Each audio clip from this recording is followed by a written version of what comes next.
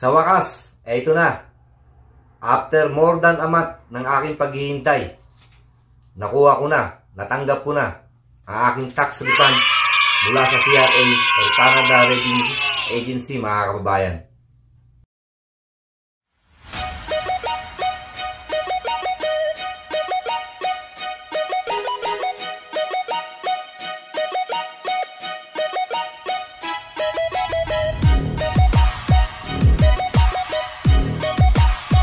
Hello, kamusta mga kababayan? Muli po, nagbabalik. Ako nga po pala si Leon Say.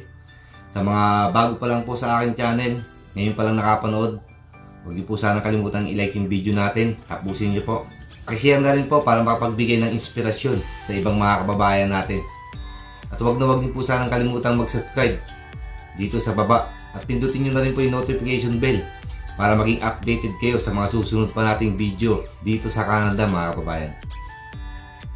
Alam naman natin na lahat naman tayo ng mga nagtatrabaho ay nagbabayad ng tax. Kahit sa Pilipinas o kahit sa ibang bansa, lahat po tayo ay may binabayaran o kinakaltasan ng tax ng gobyerno. Ang tax na kinakaltas sa atin ng gobyerno, dapat ay ginagamit nila ito sa mga pagawaing bayan, pantulong sa mga mahihirap, at sa mga iba pang proyekto ng gobyerno na dapat ay para sa kapakanan ng mga Pilipino o ng mga mamamayan nito. Ang problema kasi sa atin, mga kababayan sa Pilipinas, sobrang laki ng binabayaran nating tax buwan-buwan o kinsenas katapusan tuwing sasahod tayo. Subalit ang ginagawa ng mga namumuno sa ating bayan, sa halip na gastusin o gamitin sa mga proyekto na makatutulong sa ating mga kababayan, ay ninanakaw pa nila. Yun po ang masaklap na katotohanan. Hindi naman po lingid sa ating lahat yan, mga kababayan. Dapat lahat ng tax na ibinabayad natin, kahit papano, ay may nakikita tayo o nararamdaman natin na bumabalik sa atin. Hindi ho ba? Malayong malayo po dito sa Canada, mga kababayan. Iba po dito, iba po sa Pilipinas. Sa Pilipinas, kaltas ka ng tax, kinakaltasan ka, pero wala mang bumabalik sa'yo. Dito naman sa Canada, mga kababayan, malaki din naman yung kinakaltas na tax. Subalit dito, makikita mo ang napakalaking pagkakaiba. Maayos ang paligid, malinis, tahimik, libre ang edukasyon, libre ang bayad sa mga ospital. Kapag nagkasakit ka, wala kang gagastusin. Lahat po iyan ay dahil po sa binabayaran naming tax dito sa Canada, mga kababayan. Napakalayo ho ba? Napakalayo po, hindi ho ba ng pagkakaiba?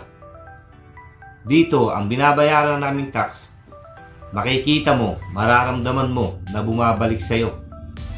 Ang pinakamaganda pa dito, mga kababayan sa Canada, yung 1 taon na binayaran mo sa tax ay meron pong porsyento na ibabalik sa iyo ng CRA or ng Canada Revenue Agency. Ibibigay po sa iyo ng cash, pera, o cheque, mga kababayan. Dumating po ako dito sa Canada August 19. Nagsimula kami magtrabaho siguro mga first week ng September dahil nag-quarantine pa kami for 2 weeks. So nagsimula ako ng trabaho September, October, November. 3 buwan akong nagbayad at the end of the year hanggang December. By January, February, filing na po yan ng tax return o tax refund na tinatawag dito sa Canada. Ang mga kailangan mo para makakuha ng tax refund ay yung tinatawag na T4 form galing sa iyong employer.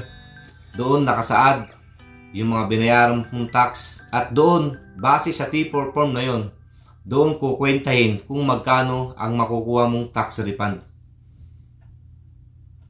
Ang isa pang requirements ay yung galing sa iyong banking institution, kung ano yung bangko mo, na direct deposit, mga kababayan.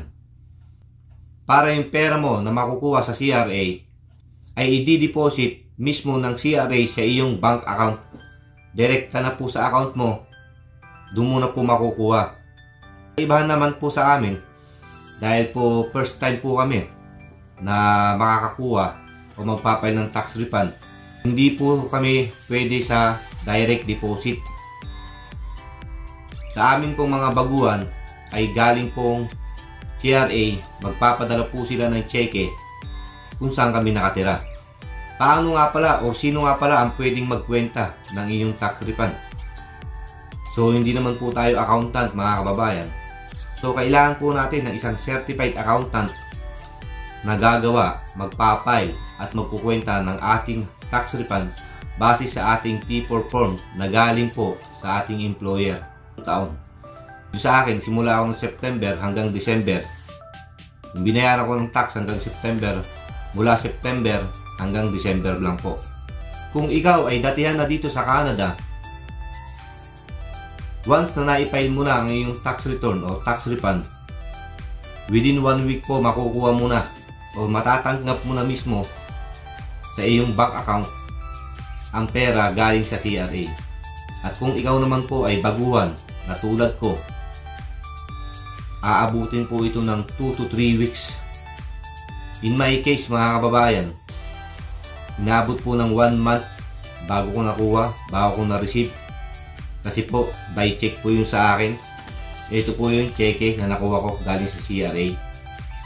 Base po sa aking T4 form, mula sa aking employer, ang binayaran ko po na tax ay $1,236.27 po, mga kababayan.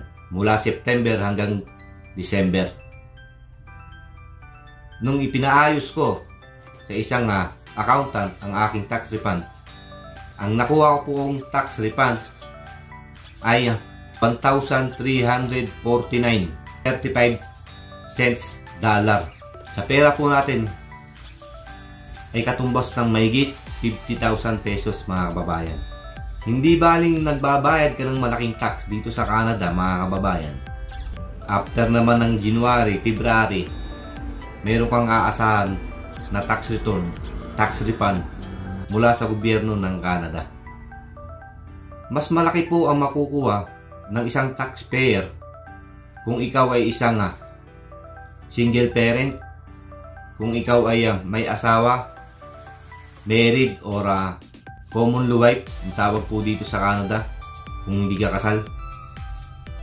Iba po ang kwentahan o mas malaki po ang makukuha nila. So hanggang dito na lang, hanggang sa muli, mga kababayan. Ako nga po pala si Lindsay. Huwag niyo pong kalimutang mag-subscribe sa aking YouTube channel.